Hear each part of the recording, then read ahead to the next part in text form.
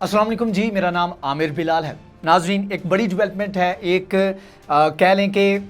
जो बर्फ़ जमी हुई थी वो पिघलना शुरू हो गई है और बिहाइंड द सीन बहुत सारी डेवलपमेंट्स हो रही थी। अब ऑन द सीन जो है वो ये डेवलपमेंट्स होना शुरू हो गई हैं। शाह सुलेमान की जानिब से, सऊदी अरब के फरमानरवा की जानिब से रजब तैयब उर्दगान, जो कि हमारी वीडियोज़ के अंदर भी कुछ अरसे से गायब थे, उन्होंने दोबारा से एक दबंग किस्म की एंट्री की है और रजब तैयब उर्दगान से शाह सुलेमान की मुलाकात हुई है और टेलीफोन के ऊपर बात हुई है। और आने वाले दिनों में कहा यह जा रहा है कि अगर मामलात बिल्कुल ठीक रहे तो हो सकता है कि किसी प्लेटफॉर्म के ऊपर या फिर किसी दौरे के दौरान ये मुलाकात भी हो सकती है दोनों रहनुमाओं के दरमियान। तो ये एक कह लें कि बहुत बड़ी डेवलपमेंट है। ये किस तनाजुर में हुई, रिसेंट जो बड़ी डेवलपमेंट है, जो कोऑपरेशन है दोनों ममालिक की जानिब से, जो बिहाइंड द सीन चल रही थी, उसके ऊपर आज की वीडियो में बात करेंगे। और आने वाले वक्त में बहुत सारी चीज़ें हैं जो कि होने जा रही हैं और जहां पर तमाम मुसलमानों को इकट्ठा होना होगा, उसके ऊपर भी आज की वीडियो में बात करेंगे कि वो कौन कौन से इक़दाम हो सकते हैं। अब जस्ट टाइमिंग जो है वो बहुत इंपॉर्टेंट होती है ऐसे वक्त में। जब ये टेलीफोन के ऊपर बात हुई है इन दोनों लीडरों के दरमियान, तो उस वक्त पाकिस्तान के लीडर जो हैं, पाकिस्तान के प्राइम मिनिस्टर इमरान खान, वो सऊदी अरब के अंदर मौजूद हैं और पाकिस्तान के आर्मी चीफ जनरल कमर जवेद बाजवा वो भी सऊदी अरब के अंदर मौजूद हैं। अब ऐसे वक्त में उधर से टेलीफोन बात हुई और ऐसे वक्त में जब पाकिस्तान एक ड्राइव भी चला रहा है इस्लामोफोबिया को रोकने के लिए और तमाम ममालिक जो है उनको एक पेज पर ले रहा है, तो ऐसे में अगर पाकिस्तान, क्योंकि सऊदी अरब को कायल करना थोड़ा सा, क्योंकि सऊदी अरब जो है वो इस्लामिक पॉइंट ऑफ व्यू से कम और अपना दुनियावी फ़ायदा जो है आजकल उसको ज़्यादा देख रहा है, तो पाकिस्तान के अकेले के बस की बात मुझे नहीं लगती। अगर कोई गीदड़ सिंगी जिसे कहते हैं वो सुंघा दे तो अलग बात है, लेकिन पाकिस्तान जो है ऐसी पोजीशन में नहीं कि सऊदी अरब से कोई बड़ी बात मनवा सके। तो ऐसे में तुर्की जो है उसकी मदद पाकिस्तान ने ली है, या ऐसे कह लें कि पाकिस्तान ले सकता है और सऊदी अरब को कायल करने के लिए कुछ ना कुछ कर सकता है। अब जारी बात है, सऊदी अरब जो है वो प्यार मोहब्बत वाला जो सीन था वो काफ़ी अरसे से बंद हुआ पड़ा है और काफ़ी ख़राबी की जानिब भी मामलात गए, लेकिन यह है कि सऊदी अरब को कुछ ना कुछ आपने देना है। अब अगर पाकिस्तान की बात करें तो पाकिस्तान बहुत सारे फ्रंट्स के ऊपर पाकिस्तान सऊदी अरब की मदद कर सकता है और सऊदी अरब की इस चीज़ का अंदाज़ा है कि एक वो मुश्किल वक्त जो पाकिस्तान का था वो पाकिस्तान ने गुजार लिया। पाकिस्तान अब ड्राइविंग सीट पर है और पाकिस्तान बड़ी तेज़ी के साथ बहुत सारी चीज़ों में पेशरफ्त करेगा। अब यहाँ पर दो चीज़ें हैं जो पाकिस्तान एक तो मुतालबा रखेगा और पाकिस्तान ऑफर कर सकता है। एक सिक्योरिटी के मामलात में ईरान का जो इशू है, ईरान के साथ अगर मुज़ाकरात की टेबल पर पाकिस्तान ले आता है तो जस्ट इमेजिन करें कि हौसियों की तरफ से, जहाँ पर ईरान जो है वो डिफेक्टो रूलर के तौर पर वहाँ पर मौजूद है, हौसियों की जानिब से जो आए दिन चैलेंज सऊदी अरब को सामना करने पड़ते हैं वो ख़त्म हो जाएंगे, तो पाकिस्तान जो है ये प्रोवाइड कर सकता है। अब बदले में पाकिस्तान डिमांड क्या करेगा? सबसे बड़ी डिमांड तो ये करेगा कि फ्रांस के साथ ताल्लुकात अच्छे हैं सऊदी अरब के, यूएई के बहुत अच्छे ताल्लुकात हैं, और जब ये इस्लामोफोबिया की लहर चली,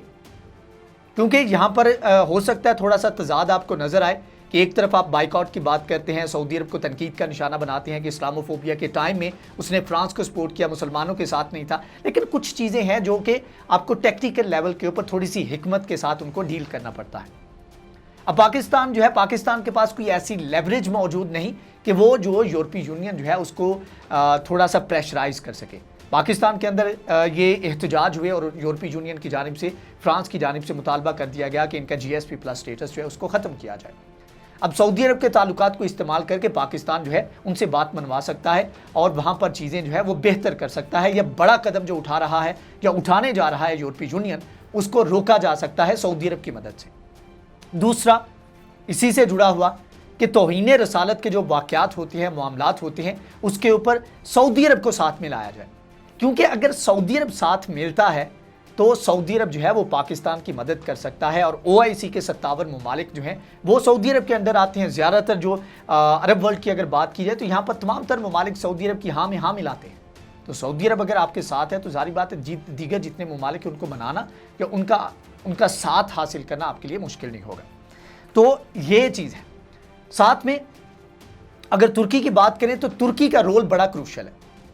तुर्की ने रिसेंटली ईरान के मामले के ऊपर, ईरान के साथ जब टसल चली तो ईरान के मामले के ऊपर जब हौसियों की जानिब से पैदर पे हमले किए जा रहे थे, पैदर पे वहाँ पर अटैक किए जा रहे थे, तो उस वक्त अपने जंगजू भेजकर,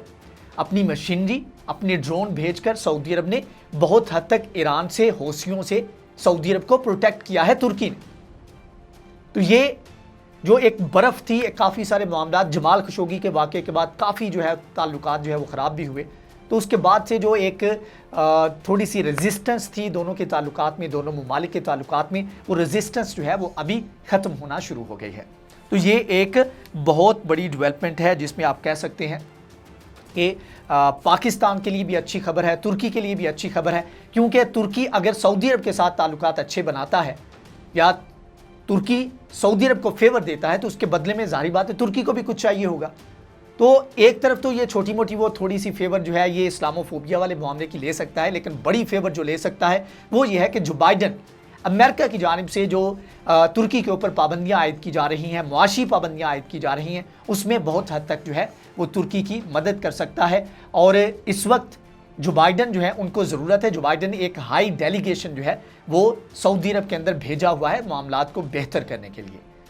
क्योंकि जमाल खशोगी की रिपोर्ट जब सामने आई थी, अमेरिका ने जो उसको रिलीज़ किया था, CIA ने रिलीज़ किया था, उसके बाद से ताल्लुकात काफ़ी डाउन पे गए थे और अंदर खाते मामलात काफ़ी ख़राब थे। उसको बेहतर करने के लिए अब अमेरिका जो है वो सऊदी अरब के पास आया। अब इस चीज़ का फ़ायदा उठाकर अगर तुर्की जो है वो सऊदी अरब को फेवर देता है तो फिर सऊदी अरब के थ्रू तुर्की जो है जो प्रेशर बिल्ड किया जा रहा है अमेरिका की जानिब से तुर्की के ऊपर, उसको कम कर सकता है या एटलीस्ट जो है उसको ख़त्म कर सकता है। तो ये जो कॉल की गई है इसके बहुत सारे पहलू हैं, तमाम तर पहलू मैंने आपके सामने रखे कि इससे कौन सा मुल्क क्या फ़ायदा उठा सकता है, और ऐसे कह लें कि एक नया ब्लॉक बनने जा रहा है, एक नया ब्लॉक बन सकता है। और उसकी रीज़न क्या हो सकती है? ऑफ कोर्स हुर्मत रसूल के लिए तमाम तर मुसलमान जो है वो कभी भी जान की कुर्बानी के लिए तैयार रहते हैं। तो ये एक रीज़न, ओनली रीज़न, मुसलमानों को इकट्ठा रखने के लिए यही एक रीज़न काफ़ी है। तो मेरी दुआ है, आप भी दुआ कीजिएगा कि यही एक रीज़न जो है वो बन जाए कि तमाम मुसलमान ममालिक जब ख़त लिखें और पूरी दुनिया को, तमाम जो गैर मुस्लिम हैं, यूरोप को, अमेरिका को, दीगर जो ममालिक हैं, उनको एक मैसेज जाए कि हमने कुछ भी करना है, मामलात किसी भी नहज पर चले जाएं, लेकिन यह है कि अपने नबी की हुर्मत के लिए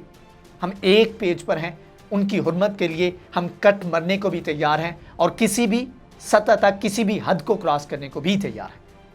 बहरहाल ये डेवलपमेंट थी और एक खुशाइन डेवलपमेंट थी। एक बर्फ़ जो जमी हुई थी वो पिघलना शुरू हुई है तुर्की और सऊदी अरब के दरमियान और ऑफिशियल सतह के ऊपर पूरी दुनिया के सामने। तो इसके बारे में मैंने आपको बताया। अगर ये वीडियो आपको पसंद आई है तो इसको लाइक करें, शेयर करें, हमारे चैनल को सब्सक्राइब करें। नेक्स्ट वीडियो में हाजिर होंगे, तब तक के लिए अल्लाह हाफ़िज़।